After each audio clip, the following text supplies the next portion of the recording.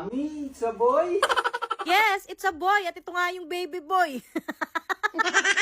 Pa-order nga ako ng rocking chair for baby. Mukha lang buntis ang mami kay nyo, pero hindi po talaga. Ano bumibili ganyan? Gate na ako Ano naman, magka-baby pa tayo. po ay na-jaunties ng kanin lamig. Joke lang po mga mima ko, napa-order nga kasi ako nito dahil nga meron akong pagbibigyan. Dumating po siya sa inyo, hindi pa siya talaga naka-assemble, pero may manual naman at saka napakadali lang din naman buuin. Kung ikaw ay pregnant ngayon, nako, mag-ipon-ipon na kayo ng mga gamit ni baby. Gandahan dito sa rocking chair na to, with music na rin po siya, kaya lang hindi ko nabilan ng battery kasi nga sobrang laki nung kailangan. Book ko na rin naman yung mga ganito at safe naman kay baby dahil nga may seatbelt naman siya. Meron pa nga pa ganito na pwedeng paglaruan ng baby. Pero syempre, doble ingat pa rin, kailangan pa rin bantayan kapag nakahiga sa ganito. Uga-uga siya, pero pag gusto nyo naman i-steady, pwede naman. Ayan.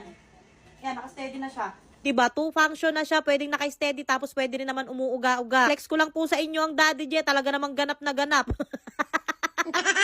Try ko na nga rin kay Kaden para naman mapakita ko sa inyo na matibay siya. Naalala ko nga nung baby sila bago ko sila ilagay dito, naglalagay pa ako ng kumo. Pero so far, gumamit kami nito. Wala pa naman akong anak na nahulog.